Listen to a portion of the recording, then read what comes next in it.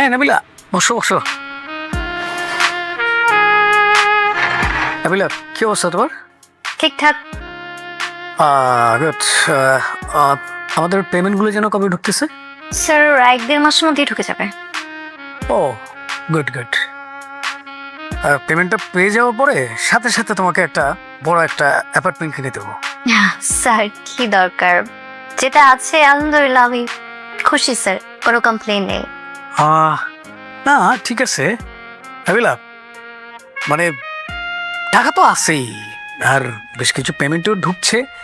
মানে এই মুহূর্তে না, মানে আমার কাছে তো আসলে ক্যাশটা নেই। এদিকে তুমি তো জানো যে আমার চিকিৎসার জন্য অনেক টাকা পয়সা লাগবে। তাই ভাবছিলাম যে মানে এই ফ্ল্যাটটা ওদেরকে হ্যান্ড ওভার করে দিলে দেন আমি কিছু ক্যাশ পেয়ে গেলাম। স্যার আপনি কি ফ্ল্যাটটা সেল করে দিতে চাচ্ছেন? না না, পেমেন্টটা আসলেই, বড় পেমেন্টটা আসলেই সাথে সাথে আমরা বড় ফ্ল্যাট কিনে ফেলবো। স্যার বড় ফ্ল্যাট দরকার নেই, কিন্তু স্যার এটা তো আমার একটা ড্রিম ছিল। ঢাকা শহরে আমার একটা নিজের ফ্ল্যাট হবে, নিজের বাসা হবে। আর আলহামদুলিল্লাহ স্যার আপনার মাধ্যমে আমার এই ড্রিমটা পূরণ হয়েছে। আর স্যার আপনি তো বলেছিলেন যে স্যালারি থেকে অ্যাডজাস্ট করবেন। ইনস্টলমেন্টও বেশি বাকি নেই, 5টার মতো বাকি আছে।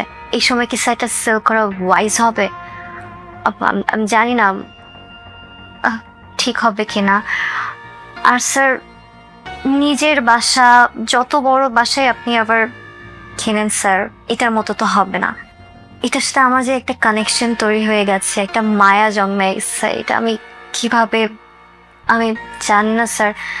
আমার স্বপ্ন, আমি কি করব, কি করা উচিত হবে। না it's okay, good good good, you are the right. মানে কারোর স্বপ্ন তো আসলে বিক্রি করা উচিত না। স্যার এই জন্য আপনাকে আমার এত ভালো লাগে। আর কেউ না বুঝলেও আপনি আমাকে বোঝেন। না না, আমিও না কেন যেন তোমাকে বোকার মতো এগুলো বলতে গেলাম, এটা তো আমার ঠিক হয় না, I am sorry. It's okay sir, it's completely okay. Sir আপনি কি রাগ করলেন? আরে বোকা মেয়ে, কি বলো তুমি? রাগ করবো কেন? মানে তোমার সাথে তো আমার ওই রিলেশন না। এমন কিছু রিলেশন থাকে যেখানে আসলে একজন আরেকজনের সাথে তো বোঝার ব্যাপারটা থাকে, রাইট? ডিসকাশনের ব্যাপারটা থাকে। Exactly sir. স্যার আর কিছু শেয়ার করবেন? না না না, fine fine fine, thank you. ঠিক আছে, তাহলে তুমি যাও, আকবরকে বলো আমার জন্য একটা কফি পাঠিয়ে দিতে। Sure sir.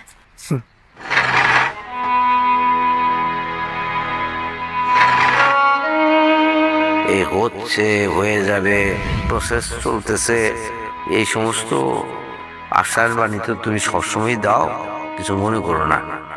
বিষয়টা অত্যন্ত সেন্সিটিভ।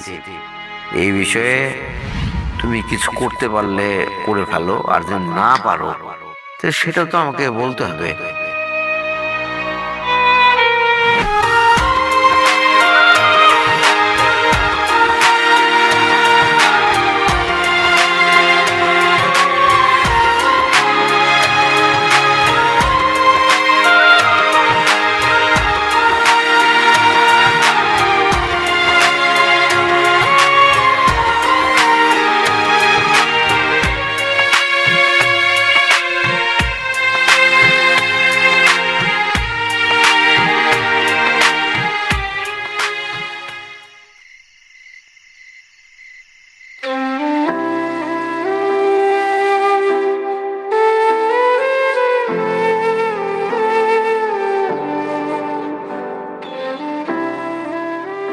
খাইরুল আইসস? হ্যাঁ বাবা, এই যে মেম্বার আইছে? স্যার। স্যার ওয়ালাইকুম আসসালাম, বসো মেম্বার। স্যার স্যার কেমন আছেন স্যার? আসি যেরকম রাখছে আল্লাহ। ও খাইরুল, তোর মা কি ঘুমাইছে? শোনো বাবা, গুরুত্বপূর্ণ বিষয়ে কথা বলার জন্য তোমাকে ডাকছি। তোমাকে খোলাসা করেই বলি, এই বাড়িটা পুনরায় বন্ধক নিয়ে তুমি আমার 40 লাখ টাকা দাও। 40 লাখ টাকা দিয়ে কি করবেন? আবার কি শহীদকে দিবেন? না, বিষয়টা একটু গোপনীয়, তোমার চাষির একটা কঠিন অসুখ হয়েছে, ব্রেনে অপারেশন করা লাগবে, মেলা টাকার দরকার, 25-30 লাখ টাকা তো লাগবেই। তারপরে যদি ভালো হয় তো ভালো, আর যদি ভালো না হয় তাহলে তো আল্লাহ যা করে তাই হবে। বিষয়টা তোমার চাচি নিজে জানে না, তাকে বলা হয় নাই। আর আমি তোমারে অনুরোধ করব এই বিষয়টা গ্রামে আর কারোর সাথে তুই যা আলাপ না করো। তাহলে স্যার আপনি শহীদকে বলেন, শহীদের তখন বেশ ভালো টাকা পয়সা হয়েছে। বাবাজি, পুরুষ মানুষ কখন তার নিজের বাড়ি বন্ধক দেয় এই বিষয়টা তুমি বোঝো না, খোলাসা করে বলতে হবে। কিন্তু স্যার বন্ধু রেখে আপনি এই টাকা পরিশোধ করবেন কিভাবে? সেটাও তো একটা বড় প্রশ্ন। স্যার তার সাথে আপনি এক কাজ করেন, টাকা নিয়ে একবার দলিল করে দেন। এত তাড়াতাড়ি গ্রাহক জোগাড় করতে পারবা? না মানে ঘটনা হয়েছে যে আপনার যেহেতু সমস্যা, আপনার আপত্তি না থাকলে আমি নিতে পারি। তুমি নিবা? হ্যাঁ স্যার, দাম দরে পোষাইলে আমি নিয়ে নেব। তাহলে তো কথাই নাই। তো ঠিক আছে, মেম্বার এত কষ্ট করে আসছো, রাইছে এবারে তো আর তোমার কোনো খাইতে জানো না স্যার, ঠিক আছে স্যার, দোয়া করেন। আসি স্যার, আসসালামু আলাইকুম। বল।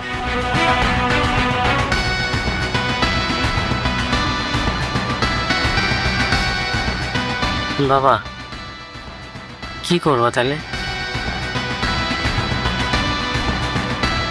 কি করবি তুই নিজেই ক, কি করা যায়?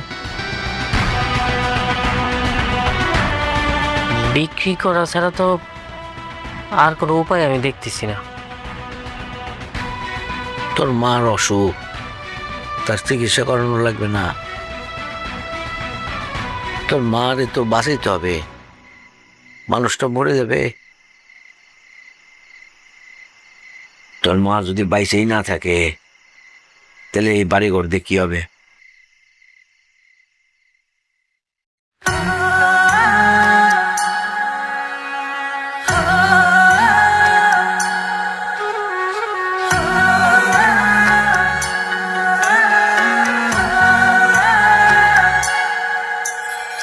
চন্দ্র সূর্য সবই আছে আগের ইকবাল, মতো সেই গাড়ি সাইড করো, আমি এখানে নেমে যাচ্ছি। তুমি সবই আছে। গাড়িটা গ্যারেজে রেখে তখন ম্যাডামের কাছে চাবিটা দিয়ে দিও।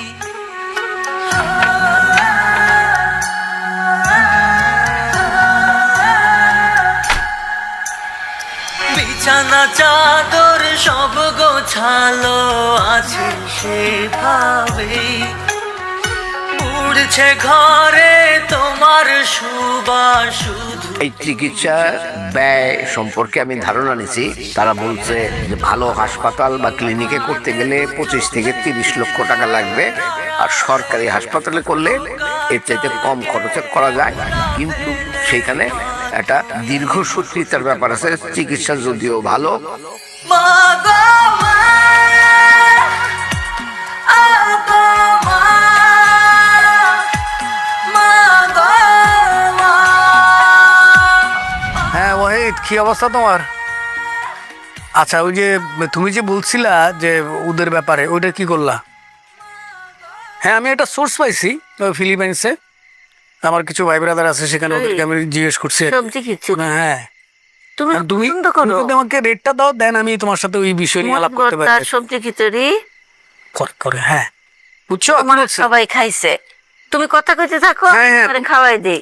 হ্যাঁ তোমার, হ্যাঁ তুমি আমার জাস্ট রেটটা পাঠাও, দেন আমি তোমার সাথে কথা বলতেছি আর কি। ওকে, একটু পরে কথা বলতেছি। ওকে তুমি না এটা পছন্দ করো? আম্মা, আমি ফোনে কথা বলতেছি, তুই বারবার কেন এই টেন নিচ্ছ? আমি তো খাবো না এখন। আমি কি অত কিছু বুঝি? একটু খাইলো বাবা। আহা, আমি কথা বলতেছি, এর ভিতরে তুমি খাবারটা আমার নিয়ে এসছো, এটা হয়? কথা শেষ করতে তো দিলা না তুমি। খাইলো, ঠান্ডা হয়ে খাবো না তো মা। ঠান্ডা হয়ে যাবো, খাইলো বাবা না ভালো। দূর ও, আমার এখন খিদা নাই, তুমি জোর করতেছো কেন আমাকে? আমার খিদা লাগলে তো আমি খাইতাম। বৌমারা সবাই খাইছে। কেউ তারা খাইলে খাক, আমি কি করবো?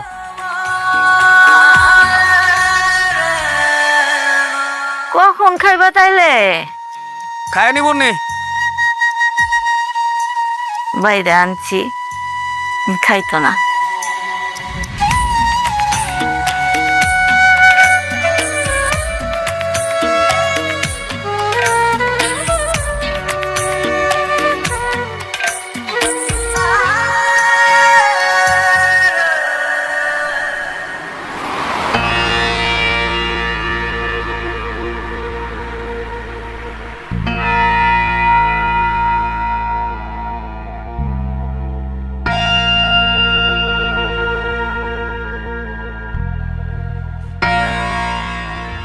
স্যার এভাবে কি খুঁজে পাওয়া সম্ভব?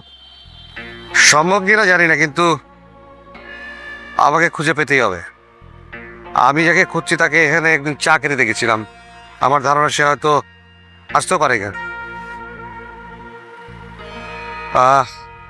তুমি বরং আজকে চলে যাও, আমি আরো বেশিক্ষণ থাকবো না। স্যার আপনাকে রেখে কিভাবে sir? It's okay sir, no problem. আপনি যদি এখন আছেন আমি আছি, no problem sir. Okay sir.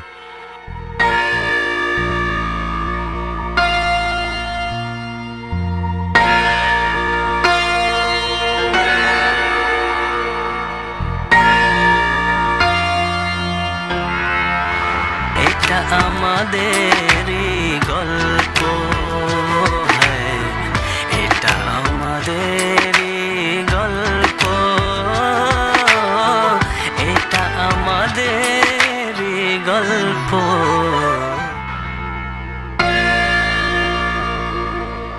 আসসালামু আলাইকুম। ও ওয়ালাইকুম সালাম। কেমন আছো শহীদ? এই তো আছি। হাতে কেমন আছেন আঙ্কেল? খুব ভালো রাখছে আল্লাহ। তা মাত্র আসলা? হ্যাঁ হ্যাঁ, ওই যে মাত্র অফিস টফিস শেষ করে আসলাম। আচ্ছা যাও, উপরে যাও। আপনি কোথায় যাচ্ছেন? আমি তো প্রতিদিন ঘুমানোর আগে একটু নিচে হাঁটাহাঁটি করি। ও আচ্ছা, ভালো তো। ওই হাঁটাহাঁটিও করি, বিল্ডিং এর চারিদিকে একটু দেখিও। না, এটা খুব ভালো। বিল্ডিং এর চারিপাশে দেখলেন, নিজেকে সেফ মনে করলেন, সবকিছু দেখে নিলেন। আঙ্কেল একটা কথা বলতে পারি কি? বলো না। এই যে আপনি পোশাক আশাক পরেন, কত পরিষ্কার পরিচ্ছন্ন, স্ত্রী ছাড়া পাঞ্জাবি পরেন না, কিন্তু এই যে দেখেন আপনার সিঁড়ির এই অবস্থা, তারপর আমাদের বাসায় সেই কবে রং করছেন, একটু লাগে রং টং করা তো দরকার মনে হয়। ঠিক ধরছো। আমিও কয়দিন ধরে ভাবতেছি বাড়িটা রং করাবো। হ্যাঁ আঙ্কেল, অন্যভাবে নিয়েন না। আপনি যদি টাকা পয়সা শর্ট থাকে আপনি আমাকে বলতে পারেন, আমি আপনাকে দেবো 5 লাখ, 10 লাখ, 15 লাখ, 20 লাখ, 25 লাখ, যা লাগে নিবেন। আমার ধরেন যে মানে আমার বিপদে আমি আপনার থেকে নিব, এটাই তো সম্পর্ক, তাই না?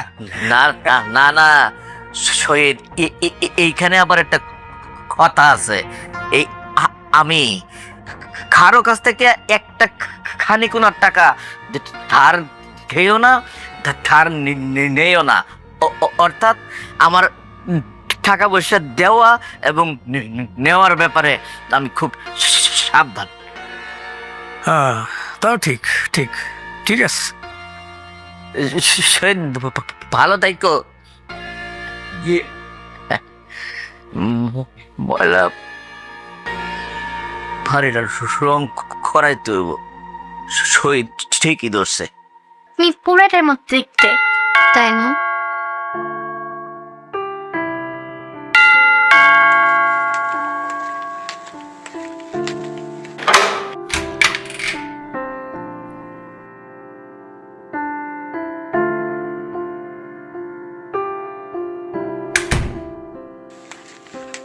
ভাইয়া, হ্যাঁ, কোনো ব্যবস্থা হয়েছে কি? না ভাইয়া, আন্টির শরীর তো আরো খারাপ হচ্ছে, এমার্জেন্সি ট্রিটমেন্ট দরকার। তুমি কেন এখন আঙ্কেল আন্টিকে গ্রামে যেতে দিলা? অনেক টাকাও তো লাগবে, আঙ্কেলকে সাপোর্ট করার মতন তুমি ছাড়া তো কেউ নাই। প্লিজ তাড়াতাড়ি কিছু একটা করো, তুমি ছাড়া তাদের আছে কে?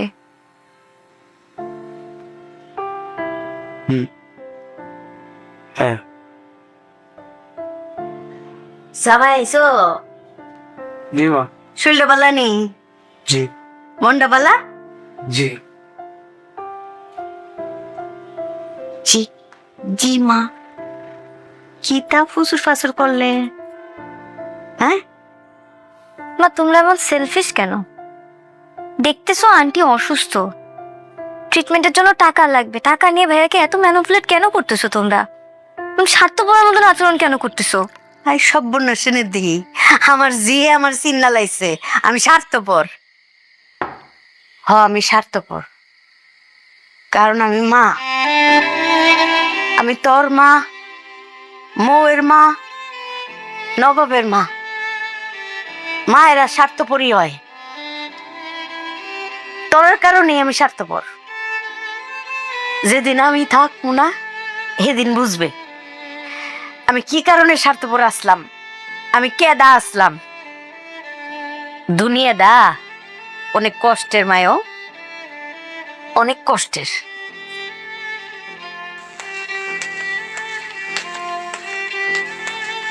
খেলে নিপা, আমারে কি বলছিস এভাবে চলে গেল? যে শুনে আসো কি বলছি। কেন তুই বলতে পারতেছিস না? আমি বলতে চাইও না। নিপা,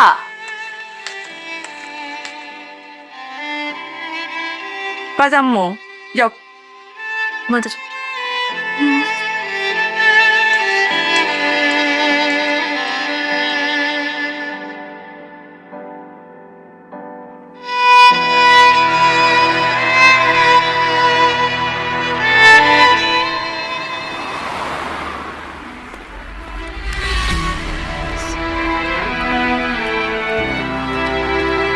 চলো স্যার।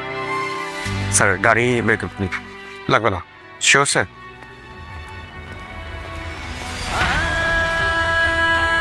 স্যার এভাবে খুঁজে পাওয়া পসিবল? ওদেরকে এভাবেই খুঁজতে হবে, ওরা যে শ্রেণীতে বিলং করে আমার ধারণা এরকম কোনো এরিয়াতে ওরা থাকবে, আর এভাবে ওদেরকে খুঁজতে হবে। অলরাইট স্যার, ঠিক আছে।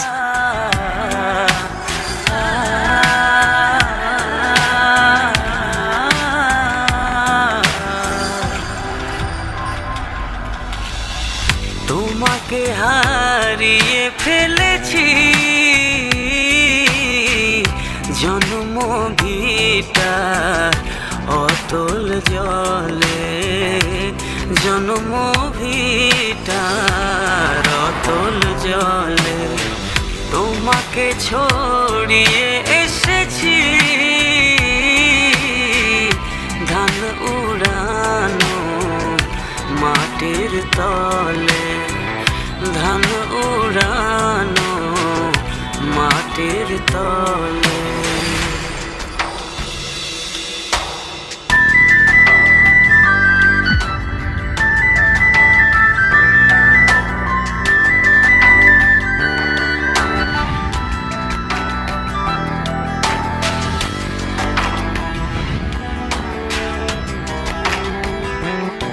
না কাকা, এই এই নাও, তুমি এই টাকা নাও, রিক্সাতে যাও।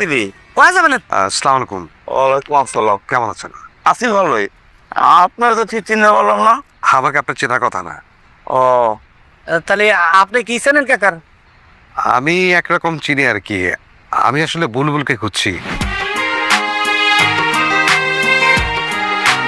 বলছেন 10 এলাকায় বাসা কোথায় আপনি বলেন? বলে নাই আমাকে কি করছে মিরপুর। কেন বলেন বুঝতে পারছেন তো? হ্যাঁ, তো সে হচ্ছে আমাকে মিরপুর 2 শপিং সেন্টার আছে ওই অবধি হেঁটে নিয়ে গেল। হেঁটে নিয়ে বলতেছে আমার বাসা এইদিকে, তুমি হচ্ছে কিছু কেনাকাটা থাকলে শপিং এ করো, আমি বাসায় যাই। রাত্রে 10টার বাস করব, ব্যাক করলাম। যখন গাড়িতে উঠি আমাকে বলে যে তোমাকে আমি বিয়ে করতে পারবো না, এটা ক্লিয়ার থাকো, তোমার সাথে আমার কিছু পসিবল না। বিয়ের কথাবার্তা হচ্ছিল আপনাদের মধ্যে? আপনাকে অফার করেছিলেন এরকম কোনো কিছু? না, সে নিজের থেকে বলে যে তোমার সাথে আমার কোনো ফিউচার নাই because of you have incident. এটা সে যখন গাড়িতে ওঠেন তখন বলে? হ্যাঁ, সে একবারই কেন বলতেছিল এই কথাগুলো? আমি জানি না আপনি কি তার কাছ থেকে চাচ্ছিলেন বিষয়গুলো? না আমি কিছু না, এগুলো বিষয়ে কোনো কথা ছিল হয় নাই যে অথবা আপনার অ্যাটিটিউড দেখে সে শঙ্কার মধ্যে ছিল? হ্যাঁ শঙ্কার মধ্যে ছিল যে ভবিষ্যতে প্রবলেম হতে পারে আমার জন্য, যে কারণে সে বারবার আপনাকে ক্লিয়ার করছিল। ক্লিয়ার করতেছিল। তো ওই দিন আমি এসি গাড়ি তো প্রচন্ড কান্না করতেছিলাম, ফুপাই ফুপাই কান্না করতেছিলাম। গাড়ির ম্যানেজার আসছে, এসে বলতেছে আমার ফ্রেন্ড আমার পাশে বসেছিল যে স্যার কিছু হয়েছে প্রবলেম, তো আমার মুখ চেপে ধরছে, আমি কান্না করতেছিলাম কন্টিনিউসলি। বলতেছে না একটু ফ্যামিলি প্রবলেম, ওর মিথ্যা কথা বলেছে, ওর আম্মু একটু অসুস্থ। আমি সারা রাস্তা কান্না করছি, 5 ঘন্টা 6 ঘন্টা ছিলাম কান্না করছি। সকালবেলা আমি বাসায় গেছি, যে আমার নিজের চেহারা আয়না দেখে আমি নিজে ভয় পাইছি, তো এইরকম আলুর মতো হয়ে গেছিল। তারপর 2 দিন আমাকে সে ব্লক লিস্টে রাখে। ফেসবুকে ব্লক করে দেয়? কেন ব্লক করে দেয়? আপনি কি করতেছিলেন? ওগুলা বলে সে আমার সাথে রাগারাগি করে, ঠিক আছে বিয়ে করতে পারবেন না, আমি আছি আপনার জন্য। বলতেছে তুমি থাকবা কেন, তুমি তোমার লাইফ বুঝাবা। সে না থাকুক আমার লাইফে, বাট আমি কি করবো সেটাতে হস্তক্ষেপ করতেছে। তো এগুলা নিয়ে সে রেগে গেছে, রেগে যাওয়ার পরে তো আমাকে ব্লক করছে।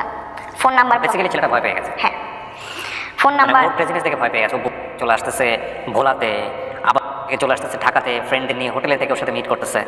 সো মানে এক্সট্রিম ক্রেজিনেস, মানে ওর জন্য ইন্টারমিডিয়েটে পড়া, সেকেন্ড ইয়ারে পড়া একটা ছেলে। হ্যাঁ, তো তারপর সে আমাকে 2 দিন ব্লক করে, 2 দিন পর ব্লক খুলে। তখন আগস্ট 12-13 তারিখের দিকে। কত সাল? 2021। ভালো চলতেছিল, কথাবার্তা হচ্ছিল, সুন্দর কথাবার্তা হচ্ছিল। একটা রিলেশনশিপ যেভাবে বিল্ড হয় সব ঠিক আছে। আমাদের কথাবার্তা বুঝে কেউ বুঝবে না যে আমরা ফ্রেন্ড, জাস্ট ফ্রেন্ড, এটা কেউ বুঝবে না। আমরা রিলেশনশিপের মধ্যে কন্টিনিউ করতেছিলাম, বাট একটা ছিল না। তো আমার স্পষ্ট মনে আছে যে 12ই সেপ্টেম্বর আমাদের স্কুল কলেজ সব খুলে দেয় করোনার পর। সে আমাকে ওই দিন রাত 1:30টার সময় বলতেছে তুমি কি আমার সাথে রিলেশনশিপে যাইতে চাও? আমি অবভিয়াসলি চাই। তো বলবো আচ্ছা আজকে থেকে আমরা রিলেশনশিপে। ওকে, সে সেটা বলে? ওকে, কেন বলে হুট করে এরকম কথা? আমি নিজেও জানি না। তার তখন যখন যেটা মনে হয় সেটাই করে, আমি তো ওনাকে বলতে পারি না, আমি সাই দেই। আমি জিজ্ঞেস করি না হুট করে আপনার কেন মনে হইলো রিলেশনশিপ আসতে যাচ্ছে, হ্যাঁ যেটা পাও ওইটা নিয়ে হ্যাপি থাকবো। সেপ্টেম্বর, অক্টোবর, নভেম্বর, ডিসেম্বরে ঝগড়া হইতো ছোট ছোট বিষয় নিয়ে। আমি একদিন আম্মুর সাথে কথা বলতেছিলাম রাত 1টার সময়, আমি পড়তেছিলাম তখন, কারণ তার সাথে আমার তো সম্পর্ক ভালো যাচ্ছে, সব কিছু ঠিক যাচ্ছে, আমি পড়াশোনায় ফোকাস করতেছিলাম, যেহেতু ডিসেম্বর এক্সাম, এইচএসসি এক্সাম। তো আমি লাইট জ্বালায় পড়তেছিলাম, আম্মু আসছে যে কী করতেছি দেখতে। তো রাত 1টার সময় আমার কাছে একটা আন্নার নম্বর থেকে কল আসে। তো কলটা রিসিভ করি, আম্মু বলতেছে যে কল রিসিভ করিস না, এত রাতে কে কল দিচ্ছে। বাট আমার মনে হয়েছে যদি কেউ বিপদে পড়ে বা কোনো ইমার্জেন্সি হয়, তো আমি কলটা পিক করলাম। একটা মেয়ের কণ্ঠ বলতেছে আপনি রাফিয়া না? হ্যাঁ। আপনি কল দেন কেন? আমি দেখি কলেজে থাকি, আপনি কল দেন, হচ্ছে ও কল কেটে দেয়, তারপর আপনি ওকে ডিস্টার্ব করেন, সমস্যা কি আপনার? আমি শক, তেমন আপনি কে? রাত 1টার সময়? হ্যাঁ। আমি বলতেছি আপনি কে? বলতেছে ওর সাথে 3 মাস যাবত আমার রিলেশন। আমি তো যা শক, বলি রিলেশন মানে ও তো আমার সাথে রিলেশনে আছে। বলতেছে হ্যাঁ আমি জানি ও তোমার সাথে রিলেশনে আছে, এটা জানি। তুমি এরপর থেকে নেক্সট টাইম থেকে তুমি ওর কল দিবা না, টেক্সট করবা না, যদি দেখি ফার্দার তোমার খবর আছে। আমি বলছি আমি 100 বার দেবো, কী করবো তুমি করো। সে কেটে দিয়েছে ওই পাশ থেকে ফোন। তারপর আমি কন্টিনিউসলি তাকে কল দিয়ে যাই। মানে আপনার তখন বয়ফ্রেন্ড? হ্যাঁ। সে কলটা পিক করে না, আর মাথা ঘুরতেছে, লিটারেলি মনে হইতেছে যে দুনিয়াটা ঘুরতেছে আমার, এরকম এক্সপেক্ট করি নাই কখনো। তো ফোন ধরার পর আমি বললাম যে এরকম একটা এই নাম্বার থেকে কল দিছিল লাস্ট এত, আপনি কি চিনেন? বলতেছে হ্যাঁ চিনি। আমি বলতেছি কে হয় আপনার? বলতেছে আমি তোমাকে বলি নাই, ওর সাথে আমার লাস্ট 3 মাস যাবত সম্পর্ক, আমি তোমাকে বলি নাই, আজকে মনে হয় ও বুঝতে পারছি এই জন্য তোমাকে কল করছে। তো আমি তোমার সাথে সম্পর্ক কন্টিনিউ করতে পারবো না, ইভেন তোমার সাথে কন্ট্যাক্ট কন্টিনিউ করতে পারবো না। হুট করে সব কিছুই ঠিক যাচ্ছে। তো আমি রাত 3টার সময় আমার বেস্ট ফ্রেন্ডকে কল দিই, আমি কালকে ঢাকা যাবো। তো বলে কেন কি হয়েছে, সব খুলে বললাম। ওরা কখনো বোঝায় না আপনাকে যে থাম একটু রাগ, এটা হ্যাঁ কন্ট্রোল কর? বুঝাই। কিন্তু ওরা বুঝে যে আপনাকে বলে লাভ নাই। না বলে লাভ নাই, আমি যেটা বলবো সেটাই। আমরা জ্যামে আটকে গেছিলাম, তো রাত 12টার সময় আমরা ঢাকাতে পৌঁছাই। তো আমি একটা আপুর বাসায় ছিলাম। দেন সকালবেলা 10টার সময় আমরা বের হয়েছি, আমি কল দিচ্ছি যে আমি ঢাকায় আসছি, আপনি কোথায় আসেন হচ্ছে বলেন, আমি আপনার সাথে দেখা করবো। তো বলছে তুমি ঢাকায় কেন? আমি বলতেছি আমার কাজ আছে আপনার সাথে, এই জন্য আমি ঢাকায় আসছি। তো বলতেছে যে আমি দেখা করতে পারবো না, আমি খালামণির বাসায়। মিথ্যা কথা বলতেছে। সে বললো যে তুমি এই রেস্টুরেন্টে আসো, আমি আসতেছি। তো তারপর যে শুনে এটা আমার সাথে প্র্যাঙ্ক করা হয়েছে। প্র্যাঙ্ক করছে? হ্যাঁ, যে আমাকে বোঝার জন্য যে আমি কি রিয়াকশন দেই। তারপর মেয়েটাকে নিয়ে আসো? মেয়েটার সাথে আমার কথা হয়েছে। কিন্তু বলেন যে আপনি মেয়েটাকে নিয়ে আসো এখানে, আমি প্র্যাঙ্ক করছে কিনা আনছে? হ্যাঁ, কথা হয়েছে, প্র্যাঙ্ক ছিল, তারা প্ল্যান করে করছে এটা। আসলে প্র্যাঙ্ক ছিল? হ্যাঁ আসলে ছিল। ওকে। আমার তখন প্রচন্ড রাগ উঠছে। ওঠার পরে বলতেছে শান্ত করলো, অনেক কিছু বুঝাই। তো ঠিক আছে আসছি, যখন থাকি 2-1 দিন আপনার সাথে ঘুরি। তো তারপরে আমি হচ্ছে প্যাক করি পরের দিন। তো আমার এটা প্ল্যান ছিল যে আমি ঢাকায় শিফট হবো। ঢাকায় শিফট হওয়ার একটা রিজন যে আমি তার কাছাকাছি থাকবো। হ্যাঁ, ঝগড়া হলে ব্লক দিয়ে দেয়, শেষ, আর কোনো যোগাযোগের কোনো ওয়ে নাই। তো তার বার্থডে ছিল, এটা কাহিনী। আমি গেছি ঢাকায় আপনার 5 অক্টোবর থেকে 9 অক্টোবর অবধি ছিলাম। তার বার্থডে ছিল 16 অক্টোবর। আমি খুব অসুস্থ হয়ে পড়ি 12 অক্টোবর। আমাকে স্যালাইন পুশ করা হয়। আমার প্ল্যান ছিল আমি 16 অক্টোবর তাকে সারপ্রাইজ দেবো ঢাকায়, কিন্তু সামহাও আমি একটু সুস্থ হই। সুস্থ হওয়ার পর আমি আমার ওই ফ্রেন্ডকে নিয়ে আবার ঢাকায় যাই 15 তারিখে রাতের বেলা। ওকে। তো তাকে সারপ্রাইজ দিই, সে খুশি হয়েছে। ওই রাতেই আবার আমরা ব্যাক করি। ও তারপর সে আমার কথা শোনাইতেছে যে আমি যদি আমার একটা ছেলে ফ্রেন্ডকে নিয়ে, মেয়ে ফ্রেন্ডকে নিয়ে যাই তোমার সাথে দেখা করতে, সারা রাত ছিলাম সেই মেয়ের সাথে গাড়ির মধ্যে, তোমার কেমন ফিল হবে? তো আমি আমার ভুলটা বুঝতে পারছি যে যেটা কন্টিনিউ হইতেছে এটা ঠিক হইতেছে না, বা আমি বেশি পাগলামো করতেছি। তার মানে আপনি যদি একটা মানুষকে 20 কেজি ভালোবাসেন, সে মানুষ কিন্তু আপনাকে 2 কেজি ভালোবাসবে, এটা নিয়ম। তো আমি বললাম যে আচ্ছা সরি, আর এটা নেক্সট টাইমও রিপিট হবে না। সেটা নিয়ে আমাকে অনেক কথা শোনাইছে। আমি বারবার সরি বলছি, যত সরি বলি সে আরও তত কথা শোনায়। তো আমি এক পর্যায়ে চুপ হয়ে গেছি, সরি বলা বন্ধ করে দিছি। 15 দিন কন্টিনিউয়াসলি সে আমার সাথে রুড বিহেভ করে গেছে। এই বিষয়টা নিয়ে সে আমার সাথে ব্রেকআপ করে। এটা আপনার অক্টোবরের 25 তারিখে, না 26 তারিখে। আমি 27 তারিখে আবার ঢাকায় আসি। তার বাসা তখন আমি চিনি। তো বাসা নিচে যে আমি কল দিই যে আপনার বাসা নিচে আপনি একটু নামছে। আমার সাথে আমার আপু ছিল, একটা আপু। তো তাকে বুঝাই যে আপনি সিলি রিজনের জন্য আপনি আমার সাথে ব্রেকআপ করবেন কেন। তো তাকে বুঝাই, অনেকক্ষণ যাবত বুঝানোর পরে ঠিক আছে করার পর যখন আপনার ইন্টারভিউ পড়ে, হ্যাঁ বললাম তখন হচ্ছে অক্টোবর মাস, নভেম্বর ডিসেম্বর এক্সাম। তো বুঝানোর পরে আমি হচ্ছে আরেকদিন স্টে করি। তারপরের দিন এক্সাম ছিল। তো আমি আরেকদিন স্টে করি, এক্সাম শেষ করে তার সাথে আমি একটু টাইম স্পেন্ড করে আমি বাসায় ব্যাক করবো। এটা আমি কোনোভাবে আর আব্বু কান থেকে ইয়ে করতে পারি নাই। আব্বু কান অব্দি চলে গেছে। আম্মু তো এতদিন জানতোই, এখন আব্বু কান অব্দি গেছে। তো আমি বাসায় ফেরার পরে এত মারে নাই আমাকে, মা ছাড়া যা করা লাগছে করছে, রুমের মধ্যে আটকায় রাখছে। হ্যাঁ, এটা আমি তার কান অব্দি পৌঁছাই নাই, স্টিল নাও যায় না। এই রেকর্ডিং যদি তার কান অব্দি যায় তাহলে সে জানবে। রুমের মধ্যে আটকায় রাখছে। ডিসেম্বর আমার পরীক্ষা, আমার যেমনি হোক পরীক্ষা দেওয়া লাগবে। বিকজ আমি পড়াশোনা করার জন্যই আমি আগের সম্পর্ক থেকে মুভ অন করছি, ডিভোর্সটা নিছি যে আমার যাওয়া লাগবে, লাইফে কিছু করা লাগবে। পড়াশোনা ছাড়া কোনো মেয়ের গতি নাই, আমি যেটা মনে করি। আমি আব্বুকে বুঝাই যে ভুল হয়েছে, আমি আর কোথাও যাবো না, আমি ওর ছেলের সাথেও কথা বলবো না। আমার কাছ থেকে ফোন 2 দিনের জন্য নিয়ে নিয়েছিলাম। আমি আম্মুর ফোন দিয়ে তার সাথে কথা বলি। তারপর ডিসেম্বরে এক্সাম। আমি আব্বুকে বলছি, আম্মুকে অনেকদিন যাবো বলতেছি যে আমি কোচিং করার জন্য ঢাকায় যাবো, কোচিং করবো ফার্মগেট শাখায়। তো আম্মু রাজি ছিল। আব্বু কোনোভাবে আমাকে পাঠাবে না, আমি কখনোই বাইরে থাকি না, বাইরে থাকি নাই। আর আব্বু মনে করতো যে আমি বাইরে থাকলে দুষ্টামি করবো, এই জন্য রাজি হচ্ছিল না। তো আমার 5 তারিখে এক্সাম ছিল, 7 তারিখে এক্সাম ছিল। এক্সাম দেওয়ার পর আমি বাসায় বলি আমি কিন্তু যাবোই ঢাকায়। তো আব্বু কোনোভাবে পাঠাবে না। তো আমি বললাম তাহলে আমি এক্সাম দিব না। তো আব্বু বলছে দিস না, সেটা তোর। বাবা তো তখন জানে আপনার ঢাকায় আসা মানে? হ্যাঁ, আব্বু জানতো। তুই দিস না বলতেছে এক্সাম দিবি না, দিস না, সেটা তোর সমস্যা। তো আম্মু আমাকে অনেক বুঝাইলো যে আচ্ছা আমি ম্যানেজ করবো, আমি তোমার আব্বুকে বুঝাবো, তুমি এক্সামটা দাও। এর মধ্যে ভাইয়া ইনভলভ হয়ে গেল। আব্বু ভাইকে ফোন করে বলছে, আব্বু ভাইয়া তখন ঢাকাতে? ভাই ঢাকাতে। ভাইয়াকে বলছে 9টার সময়। আপনি কি ঢাকায় আসতেন? আপনার ভাই জানতো না? না, ভাইয়াকে বলছে রাত 9টার সময়, ভাই 10টার বাসে চলে আসছে। ওই তখনই আমি ভাবছি এবার আমার শেষ, আমার এক্সাম শেষ, আমার লাইফ শেষ। ভাইকে প্রচণ্ড পরিমাণ ভয় পাই, প্রচণ্ড ঘুমবি টাইপের। বাট একবার আগ হইলে শেষ। সকাল সারা রাত আমি ঘুমাই নাই। তাকে টেক্সট করতেছি যে আমার ভাই আসতেছে, শেষ, আমার ঢাকা যাওয়া শেষ, আমার এক্সাম দেওয়া শেষ, আমার সব শেষ। আসে আমাকে রুমের মধ্যে বন্দি করে রাখবে। তো বলতেছে যে তুমি তোমার সাথে আমার যা ছবি ছিল, স্মৃতি ছিল, সব ডিলিট করে দাও। তো আমি জাস্ট এটা মনে করতেছিলাম যে এরকম একটা কিছু আসবে। তো ডিলিট করে দাও। তো আমি তার কথার প্যাচে কইরা সব ফোন থেকে ডিলিট করে দিচ্ছি যে ভাইয়া দেখলে প্রবলেম হবে। না, সে কি বোঝাচ্ছিল আপনাকে? ভাইয়া দেখলে প্রবলেম হবে, হ্যাঁ। তো আমি ডিলিট করছি। ভাইয়া এসে আমার ফোন চেক করে নাই। ভাইয়া এসে জাস্ট আমার রুমের দরজাটা লাগাই দিছে। আম্মু ধাক্কাইতেছে, একটা লাঠি নিছে, মোটা লাঠি, এত বড়। তো বলতেছে কি হয়েছে বল? আমার অফিস আছে, আমি সব কিছু ছাইড়ে আসলাম, তো সমস্যা কি? একবার লাইফে এত কিছু ফেস করে আসছোস, তারপরে তো শিক্ষা হয় নাই। তো আমি জাস্ট চুপ, আমি কোনো কথা বলতে, আমার হাত পা কাঁপতেছে লিটারালি। তো আম্মু জানালা দিয়ে করতেছে যে ওকে মেরো না, বড় হয়েছে, মাইক দিয়ে কোনো লাভ হবে না, বুঝাও। তো ভাইয়া বুঝাইলো, আমাকে মারে নাই। বলতেছে ভাইয়ার কথা হইতেছে যে তুমি ঢাকায় গেলে তোমার সাথে আমার সম্পর্ক থাকবে না, হ্যাঁ। আর তুমি যদি পরীক্ষা না দাও, আমি বলছি যে আমি এইচএসসি পরীক্ষা দিব না, অ্যাটেন্ড করবো না, 2টা পরীক্ষা অলরেডি হয়ে গেছে, তাহলে তো ভুলেই যাবো তোমার ভাই না, ভাই বলতে কেউ ছিল। ঢাকায় আপনি যাওয়ার জন্য ক্রেজি কেন? তার জন্য জাস্ট মিট করবেন না, তার আশেপাশে থাকবো না, ঢাকায় সেটেল হওয়ার। বাট পরীক্ষা তো আপনি দিচ্ছেন তখন কলেজ? হ্যাঁ। তো পরীক্ষাটা দিন আপনি ঢাকায় আসবেন? হ্যাঁ। তো তার আগে আপনি ঢাকায় তার আগে বলে দিচ্ছে যে আমার ঢাকা পাঠাবে না। ও, তার আগে বলে দিচ্ছে ঢাকা পাঠাবে না? হ্যাঁ, এই জন্য আমার এত ক্রেজিনেস। ওকে। তো ভাইয়া অনেকক্ষণ যাবে বলতেছে তোর হচ্ছে ছোট থেকে বেসিক জিনিসটা নাই, তোর পড়াশোনা হবে না, তো একটা কাজ কর। ভাইয়া আবার সিএসসি সাবজেক্টে পড়তো। ভাইয়া হচ্ছে অনেক ভালো প্রোগ্রামার, আমি তোকে একটা ল্যাপটপ কিনে দিচ্ছি, তুই এই লাইনে চলে আয়, আমি তোকে কাজ দিব, তুই মান্থলি 30 থেকে 35 হাজার টাকা ইনকাম করতে পারবি ঘরে বসে। হ্যাঁ। তো আমি বললাম এটা কোনো কথা, আমি পড়াশোনা করবো না। বলতেছে এই পরীক্ষা দেওয়ার পর আর কোনো কাজ নাই। তো এটা একটা অপশন, আর একটা অপশন হচ্ছে তুই বাসা থেকে পাবলিকের জন্য প্রিপারেশন নিয়ে তুই যে কোনো একটা ভার্সিটিতে যদি ওয়েটিং লিস্টেও থাকিস, আমি তোকে কথা দিচ্ছি আমি পরের বছর তোকে ঢাকা নিয়ে কোচিং করাবো। তো অলরেডি আমার 1 বছর কিন্তু গেছে এইদিকে, আমি আর চাচ্ছি না আমার 1 বছর গ্যাপ যাক।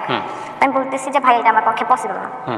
আমি ভাইয়ের পা ধরে কান্না করছি, ভাই বলতেছে আমি তোমাকে ঢাকা নিয়ে বলো না, পা ধরে কান্না করছেন যে ছেলেটা কাছে থাকবে না। হ্যাঁ আমি ঢাকায় যাবো। কি বলতেছেন ভাইয়া যে আমি ওকে অনেক পছন্দ করি? না ভাই ওর কথা জানে না ভাইয়া, তখনও জানে না ভাইয়া, এখনো জানে না, স্টিল নাও জানে না। কি বলেন? তো না জানলে ভাইয়া কেন আপনাকে মনে করতেছে যে আমি ঢাকায় গেলে বেয়াদব হয়ে যাব, হচ্ছে দুষ্টামি করবো, এগুলোর জন্য ভয় পাইতো ফ্যামিলি থেকে আমাকে নিয়ে। এই জন্য ঢাকায় আসলে হয় না যে অনেক ছেলেরা ড্রাগ অ্যাডিক্টেড হয়ে যায়, ওকে এগুলো নিয়ে ভয় পাইতো। আপনি কখনো ট্রাই করেছেন? কি বলো কখনো না। তো এই এত ভয় কেন পাবেন যেখানে ভাই ঢাকাতে আছে? আপনাকে ইনসিডেন্ট হয়ে গেছে আমার লাইফে। আপনার ভাই ম্যারিড ছিল ওই সময়? না ভাইয়া, ভাইয়ের সঙ্গে আপনি থাকতে পারতেন। ভাইয়া তো হচ্ছে উত্তরাতে থাকতো, উত্তরা থেকে ফার্মগেট তো অনেক দূর হইতো। বাট আপনি ফার্মগেটে থাকতে চাচ্ছেন এরকম কথা বলেছেন? হ্যাঁ কারণ ফার্মগেট আমার হচ্ছে কোচিং। এটা তো ম্যানেজ করা যেত সম্ভব, জানি না আমি এত কেন ক্রেজি হলো বিষয়টা নিয়ে, যেহেতু জানি না সে ছেলেটা সম্পর্কে। তারপর ভাইয়া জাস্ট বললো যে আমি তোমাকে ঢাকায় নিব। আসার সময় বললো আমার একটা বিড়াল ছিল, আমি অনেক শখ করে কিনছিলাম। আমি টাকা জমাই 25,000 টাকা দিয়ে বিড়ালটা কিনছিলাম। ভাইয়া বলে যে 25,000 টাকা দিয়ে আপনি একটা বিড়াল কিনছেন? কত ঘুরে বেড়ায় আশেপাশে? পার্সিয়ান ক্যাট ছিল। ওকে। তো বলতেছে এই বিড়ালটা তুমি সেল দিবা। আমি ওকে 6 মাস নিজের কোলের মধ্যে নিয়ে ঘুমাইছি। তো না হলে হচ্ছে তোমাদের ঢাকা যাওয়ার সম্ভাবনা নাই। তো কারণ ছিল, রিজন ছিল বিহাইন্ড দ্য রিজন হইতেছে যে আমি ঢাকায় যাওয়া আসি করছি, এগুলোর জন্য আমার হিউজ পরিমাণ টাকা ধার হয়ে গেছিল। হিউজ অ্যামাউন্টটা বলতেছে না, এটার জন্য ভাই রেগে গেছে, এটার জন্য মূলত রেগে গেছে। ধার করতেন কার কাছ থেকে? আমার ফ্রেন্ড হচ্ছে যে আমার সাথে আসতো, ও দিত। তো ওর কোনো গার্লফ্রেন্ড ছিল না? ও আপনাকে পছন্দ করে? না এই টাইপের কিছু না, আমাদের মধ্যে অনেক ভালো ফ্রেন্ডশিপ। প্রচন্ড কষ্ট, 6 মাস একটা প্রাণীকে কোলের মধ্যে নিয়ে। তো 1 তারিখে আমার বার্থডে ছিল, তো আমি রাত 12টার সময় ফোন নিয়ে বসেছিলাম যে আমার বয়ফ্রেন্ড আমাকে উইশ করবে। তো 12টা বাজছে জাস্ট, তখনই একটা আনন্দ নাম্বার থেকে কল আসছে। আমি ভাবছি সে অন্য নাম্বার থেকে কল দিছে। কল পিক করে আমি দেখি তো অনেকটা ছেলে কণ্ঠ। 10 সেকেন্ড কথা বলছি আমি বলতেছি তুই রাখ, আমার একটা ফ্রেন্ড, তুই রাখ, আমি তোর পরে কল দিচ্ছি। এই 10 সেকেন্ডের মধ্যে আমার ফোন ওয়েটিংয়ে পাইছে। হ্যাঁ আমার বয়ফ্রেন্ড। তো ওর কথা হচ্ছে, ওর প্ল্যান ছিল যে ও 1 তারিখে যাবে আমার সারপ্রাইজ দেওয়ার জন্য। তো সে আমাকে ফোন দিয়ে র্যান্ডমলি শুভ জন্মদিন, হচ্ছে দিন ভালো কাটাও, এরকম টাইপের উইশ করে রেখে দিল। আমি বুঝলাম না কেন এটা হলো, আমি তো জানি না ওয়েটিংয়ে পাওয়ার পরে এরকম সিচুয়েশন হচ্ছে। তো দেখি আমার সবখান থেকে ব্লক করলো। 10 সেকেন্ড কেন ওয়েটিংয়ে পাইছে? আমি আমার গার্লফ্রেন্ডকে আমি ফার্স্টে উইশ করবো, অন্য আমি ওয়েটিংয়ে পাবো কেন? এইটাই তার কনসেপ্টটা ছিল এরকম। আমি তো ওই দিন বের হবো না, সে আমাকে ব্লক করছে, চেষ্টা তার গিফট করা, আমি ইচ্ছা করে করে এসেছি। তো ঢাকা যাওয়ার পর হচ্ছে তার সাথে যোগাযোগ করি ফ্রেন্ডের মাধ্যমে। সংসদ ভবন হয় হচ্ছে আপনার ফার্মগেটের এলাকায়, তো আমি ওখানে দেখা করেন। সে আমার ওখানে আসলো, আসার পরে বলে যে আমি তোমার সাথে কন্ট্যাক্ট কন্টিনিউ রাখতে পারবো না। সে স্কোপ পাইলে আমার সাথে কন্ট্যাক্ট অফ করার ট্রাই করতো। তো ওখানে আমি কান্না করে দিছি, মারাত্মক লেভেলের কান্না। তো আমার কান্না দেখে তার একটু খারাপ লাগছে, বুঝাই দিল ঠিক আছে কন্ট্যাক্ট অফ করা লাগবে না, যেমন আছে এমন থাকি। আচ্ছা ঠিক আছে। আমি জানুয়ারি মাস ফেব্রুয়ারি মাস পুরোটা ঠিক ছিল। আমি ধুমসে পড়ছি জানুয়ারি ফেব্রুয়ারিতে, 3টা 4টা অব্দি পড়তাম ভোর, যে আমার চান্স পাওয়া লাগবে ইউনিভার্সিটিতে। কারণ আম্মুকে আমি এটা কথা দিয়ে আসছি, আম্মুকে সারা জীবন অনেক পেইন দিছে। তো আমি হুট করে অসুস্থ হয়ে যাই মার্চে, আবার আমার ওই প্রবলেমটা দেখা দেয়। হ্যাঁ সেন্সলেস হয় ওটা। তো এটার প্রেশারটা যাইতেছিল একটু তার উপর, যে আমি একটুতে রেগে যাই, তার উপর হচ্ছে একটু চিল্লাইতাম যে এখনই দেখা করেন। তারও কিন্তু অ্যাডমিশন, সে বলতে আমি তোমার সাথে দেখা করতে পারবো। তখন তো আপনি ঢাকাতে? হ্যাঁ তাও বলতো আমি দেখা করতে পারবো। কোথায় থাকেন আপনি তখন? আমি ফার্মগেট থাকি। ফার্মগেট থাকেন কোথায়? কার বাসায়? না হোস্টেলে। হোস্টেলে থাকেন। সপ্তাহে 3 দিন কোচিং থাকতো, 3 দিন দেখা করতো, এমনিতেই আলাদাভাবে দেখা করতো না। আমি বুঝতাম তার পড়াশোনা আছে। তো আমি এরকম অসুস্থ হয়ে যাওয়ার পর আমি আর পড়াশোনাটা কন্টিনিউ করতে পারি না। তো আমার এগুলো পাগলামো দেখে আমি সেন্সলেস হয়ে যাই। তো আমাকে বাসায় পাঠিয়ে দিল যে তুমি বাসায় যাও, কয়েকদিন থেকে আসো, ভালো লাগবে। তো গেলাম বাসায়, থাকলাম, আমাদের ঝগড়া হতো। সে স্কোপ পাইলে আমার সাথে কন্ট্যাক্ট অফ করার কথা বলতো, আর আমি পাগল হয়ে যেতাম। হাজব্যান্ডের সাথে যখন আমি ছিলাম, বিয়ের পরে যে সম্পর্কটা হয় একজন হাজব্যান্ড ওয়াইফের মধ্যে, সেটা আমি তার কাছ থেকে হাইড করছিলাম। আচ্ছা, এবং সেটা বিশ্বাস করেছিল? হ্যাঁ। তো সিচুয়েশনে তাকে জানানোর প্রয়োজন হলো? সে আমি জানাইছি ইচ্ছা করে যে কতদিন আর হাইড রাখবো। ওকে। তো হচ্ছে সে কান্না করতেছিল, এটা নিতে পারে না।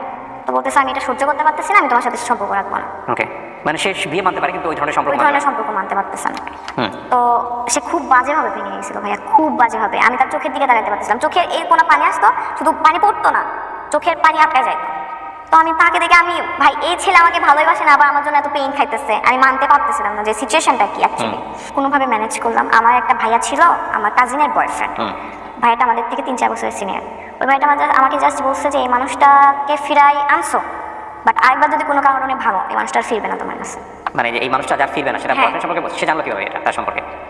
সবাই জানতো, আমার কাজিন, আর আমার কাজিন জানতো, তো আমার কাজিন তাকে বলছে। মানে এটা তার জায়গা থেকে একটা পরামর্শ দিচ্ছে? হ্যাঁ, পরামর্শ দিচ্ছে মানে যে আপনার বয়ফ্রেন্ড সম্পর্কে হ্যাঁ। যেহেতু একটা ধাক্কা পাইছে, আরেকটা ধাক্কা যদি পায় কখনো, সে আর কখনো ফিরবে না। ফিরবে না। ওকে। তো তারপরে সবকিছু ভালোই যাইতেছিল। এইচএসসি এক্সামে রেজাল্ট হয়, ক্লাস আসবে না, বাট এটা ভেবে নিয়েছিলাম যে একটু পয়েন্ট ভালো আসবে। তো আনফর্চুনেটলি আমার পয়েন্ট একটু খারাপ আসে, তো আমি ভাবছি সে আমার সাথে দেখা করতে আসবে। আমাকে একটা জিনিস একটু বলেন তো, আপনার লাইফে যদি দুটো সম্পর্ক না থাকতো, আপনার এসএসসি ইন্টার রেজাল্ট কীরকম হতো? এবার কন্টিনিউ করেন। তো আমার এগুলো খেয়াল করবেন সবাই আপনারা। হ্যাঁ, তো আমার 4.42 আসে, তাই প্লাস আসে। সে আমাকে বলে নাই তাই প্লাস আসে যে আমি কষ্ট পাবো যে আমার আসে নাই। তো আমাকে বললো আমি একটু বের হচ্ছি, ফ্রেন্ডের সাথে দেখা করতে যাবো। আমি ভাবছি আমার সাথে দেখা করতে আসবে, আমি তো এক্সাইটমেন্ট যে আসবে দেখা করতে। পরে দেখি সে তার একটা মেয়ে ফ্রেন্ডের সাথে দেখা করতে গেছে। পরের দিকে সে প্রচণ্ড লেভেলের ইগনোর করতো, আচ্ছা, মানে এক্সেস লেভেলের কথা বলতো, দিনে 2 মিনিট বা 3 মিনিট, 5-6 মিনিটও কমপ্লিট না, মানে দেখা করতেই চাইতো না। বিহারের মতো নিজেই ফোন দিতাম, ব্লক করতো, আনব্লক করতাম। লাস্ট রোজা ঈদে এটা বাসায় গেছি, সে আমার সাথে থাকবে না। তো সে আমার সাথে মজা করে বলতো যে আমি 4টা বিয়ে করবো। তো তাকে এরকম করে বলছি যে আপনি 4টা বিয়ে করবেন না, 4টা বিয়ে করলে তো একটা চাকর লাগবে, তো চাকর হিসেবে আমার রেখা দিয়েন। তো এবার বলছে ভাই গায়ে নাই নাই। আমার কাজিন আমার ফ্রেন্ডরা বলতো যে ও থাকতে চাইতেছে না তোর সাথে, তুই কেন জোর করতেছস? তো আমি বিশ্বাস করি যে মানুষ যেটা চেষ্টা করে ওইটাই পায়। এইটা কনসেপ্টটা ছিল যে আমি আমার এফোর্টটা যে এখান থেকে 200%, আর ওই পাশ থেকে তার এফোর্টটা 2%ও ছিল না, because of I have incidents, that's why. সে আমাকে বলতো যে আমি আমার ফ্রেন্ড সার্কেলকে তোমার পাস্টের কথা বলতে পারি না, আমার লজ্জা লাগে, আমি আমার ফ্যামিলির কীভাবে বলবো, আমি তো লজ্জায় মইরাই যাবো। তো সে আমাকে অ্যানাদার লেভেল ভাবতো যে আমি সমাজের মধ্যে পড়তাম না, আমার এই ইনসিডেন্টস হওয়ার কারণে আমি সমাজের বাইরে পড়ি। সে দেখা করবে না, কারণ আমি তাকে ব্ল্যাকমেল করতাম যে হচ্ছে আমি স্লিপিং পিল নিব, আমি নিজের ক্ষতি করবো। দেখা করবে না, একদম আমার দেয়ালে পিঠ থেকে গেছিলাম। আমি হচ্ছে ডিসাইড করি যে আমি গলায় দেবো বা স্লিপিং দেবো, এটা কোনোভাবে সে জেনে যায়। আমি ফেসবুক লাইভে আসছিলাম। Are you crazy, you are Facebook live আসছিলেন আপনি? নিতে পারতেছিলাম না পেইনটা লাস্ট 1 বছর ধরে। ওকে, আপনাকে ব্লক করে দিয়েছিল সমস্ত জায়গা? হ্যাঁ, সব জায়গা থেকে। মানে আপনি ওর সাথে কমিউনিকেট করতে পারছেন? কমিউনিকেট করতে পারতেছিলাম না। তো মনে হচ্ছে লাইভ আসলেও দেখবে? লাইভে আসলে দেখবে বা কীভাবে দেখবো? আপনাকে তো ফেসবুকে ব্লক করেছে। তার ফ্রেন্ড সার্কেল আছে আমার সাথে অ্যাড। ফ্রেন্ড সার্কেলকে ইনবক্স করতেন, ট্রাই করতেন, কিন্তু লাইভ আসার সিদ্ধান্ত কেন নিলেন? আমি ইনবক্স করে দেখছি ভাইয়া, সবাই বলে যে ও তোমারে চায় না, তুমি কেন তার পিছনে পাগল। সো লাইভে এসে কি চাচ্ছিলেন, যে স্ক্যান্ডাল হোক একটা? না, আমি এটা চাচ্ছিলাম না। আমি জাস্ট আমি যে পেইনটার মধ্যে আছি, এটা আমার মধ্যে আছি, আমি আমার do you have that life style? No. কি করছেন আপনি লাইভে এসে? আমি বলছি যে আমি পেইনের মধ্যে আছি, একটা ছেলে ওকে সম্বোধন করে বলছেন? নাম উল্লেখ করে নাই। কি করছেন বলেন তো, জাস্ট লাইভে গিয়ে আপনার কি মনে আছে? ওকে, আমি বলছি যে আমি একটা ছেলের সাথে লাস্ট 1 বছর ধরে রিলেশনশিপে আছি, সে আমাকে ধরতেছে ছাড়তেছে, ধরতেছে ছাড়তেছে, এরকম অবস্থা। আমি পেইন নিতে পারতেছি না কোনোভাবেই। আমি পাগলের মধ্যে তাকে ভালোবাসি, সে বুঝে না। তো আমি স্টেপ নিতে বাধ্য হচ্ছি, তার কোনো দোষ নাই। আমি তাকে কেন, আমি কাউকেই ব্লেম দিতেছি না। এরকম ছোটো একটা লাইফ করে আমি অফ চাই, সে আমার দরজায় এসে ধাক্কায়, বাসা দৌড়াতে আসছে 10 নম্বর থেকে। মিরপুর 10 থেকে? হ্যাঁ। আপনি তখন মেসে থাকেন? না, বাসায়। আমি তার জন্যই। কার বাসায় থাকেন? আমার বাসায়, আমি বাসা নিচ্ছি। আলাদা করে বাসা নিয়েছিলাম? তো আমি তার জন্যই অ্যাকচুয়ালি আশেপাশে বাসা নেই। এই গল্পটা শুনে আমি জানি এতক্ষণে আপনারা ওকে জাজ করা শুরু করেছেন। যদিও আমি কথাটা বলছি, তারপরেও যেটা কমে যাবে বিষয়টা এরকম না। আমি জানি, আমি প্রথমেই ওকে যে প্রশ্নটা দিয়ে করেছি আমি সেটা জানি এটা হবে। অনেকে ওকে ট্রল করবেন, অনেকে ওকে বাজে মন্তব্য করবেন, অনেকেই গালিগালাজ করবেন, অনেকেই অনেক ধরনের মন্তব্য এখানে করবেন, সেটা আমি জানি। তারপর আমি বলাটা নৈতিক দায়িত্বের জন্য বলছি, ওকে জাজ করেন না। ও যেটা ফেস করেছে লাইফে, সেটার থেকে একটা মোরাল লেসন আজকে অনেক মানুষকে বলবে, যেটা হয়তো ওর মতো যারা আছে, ওর বয়স রাইট নাও 20, অনেক মেয়ে হয়তো ওর গল্পটা শুনে ওর মতো ভুল থেকে বেঁচে যাবে আজকে। সো ওকে জাজ করেন না। ওকে জাজ করার আগে সবাই নিজের দিকে একটু আঙুলটা তুলেন। আপনারা আপনাদের, বা ইনক্লুডিং মি, আমরা আমাদের জীবনে কতটা ভুল করি। সো গল্পটা প্রচারের উদ্দেশ্য এটাই যে ও যে ইনসিডেন্টের কথা এখানে বলছে, সেই ইনসিডেন্টটা ইদানিং আমাদের সমাজে অনেক বেশি অহরহ হচ্ছে। কেউ হয়তো বলে, কেউ হয়তো বলে না, কিন্তু আমরা চাই না যে কারো জীবনে এই ঘটনাগুলো ঘটুক। সে কারণেই মূলত আমরা এই গল্পটা প্রচার করছি বা শিখবো, কিন্তু কোনোভাবে ওকে আমরা জাজ করবো না। তো আপনি আলাদা একটা বাসা নিয়েছেন, এই বাসায় আপনি একা থাকতেন, সাবলেটে থাকতেন, ও আসতোই বাসায়? আচ্ছা, তো জানতো আপনি বাসায় আছেন? হ্যাঁ, বাসা নিচে আসতো, মাঝে মধ্যে আমরা পিক করে ঘুরতে যাইতাম। Okay fine. সো এসে দরজা নক করে ডিরেক্টলি নিচের দারোয়ানকে নক করছে, যে 5 তলায় থাকে, জানতো 5 তলায় থাকে, উনি উপরে উঠছে। তো দরজা লক করার অনেক ধাক্কাধাক্কি করতেছিল। আমি স্টিল তখন ঠিক ছিলাম, আমি বাধ্য হয়ে দরজা খুলতে বাধ্য হয়েছি। সে আমাকে ঠুকে ঠাস করে, যত জোরে শক্তি ছিল আমার মারে। তারপর আমি সেদিন তার চোখে মুখে ভয় দেখতে পাইছি। খুব স্বাভাবিক এটা। এবং আপনি কি এর আগে পর্যন্ত জানতেন যে ভয় দিয়ে কখনো ভালোবাসা হয় না? না, আমি এটা অনেক কিছু শেখার আছে আজকের এই গল্পে। Please listen this story very carefully. হ্যাঁ, আমার এটা উদ্দেশ্য ছিল যেভাবে হোক তাকে আমি পাইতে হবে। পাইতে হবে, এরকম একটা উদ্দেশ্য ছিল। তো সে হচ্ছে হাঁপাইতেছিল লিটারালি। আসার পরে আপনি সাবলেটে থাকতেন আর লোকজনগুলো কোথায় ছিল যখন আপু ব্যাপারটা হচ্ছে? হচ্ছে আমি যে আপুর কাছে সাবলেটে থাকি, ওই আপুর জব করে, তো বাসায় ছিল না। সকালে যাইতো, রাত 10টার পর আসতো, বা অনেক সময় আসতো যে বাসায় আসতো না। আমার মাথা ঘুরতেছিল, যত জোরে শক্তি ছিল দিছে এটা বাড়ির মালিক অব্দি চলে গেল। ওখানে চিল্লাচিল্লি হচ্ছিল, হ্যাঁ, তার যখন দরজা থাকা ছিল, উপরের ফ্ল্যাটে নিচের ফ্ল্যাটে লোকজন জমা হয়েছিল। মানে সামথিং ইজ হ্যাপেনিং দেয়ার। হ্যাঁ, তো ওখানে একটা হ্যাসেল হয়। হ্যাসেল হওয়ার কারণে পরে সিদ্ধান্ত নেয় যে আমাকে বাসায় রাখবে না, কারণ বাসা থেকে বের করে দিবে। হ্যাঁ, আমার যদি কিছু হয়ে যায় ব্লেমটা মালিকের কাছে, বা হ্যাঁ, ডেফিনেটলি। তো আমি কোনোভাবে ম্যানেজ করি। এগুলো তো বুঝতেছিলেন আপনি লাইফটা করার আগে, নাকি বুঝতেছিলেন না, নাকি মাথায় আসতেছিল আউট অফ কন্ট্রোল ছিলাম। আমি বললাম না, ছোটবেলা থেকে একটা সমস্যা আছে, আমি রাগ উঠলে কখন কি করি না করি আমার এটা আমি সেন্সে থাকি না। তো তারপরে যাই হোক, তাকে আমি বাসায় পাঠিয়ে দিলাম যে সেইখানে থাকলে সে প্রবলেম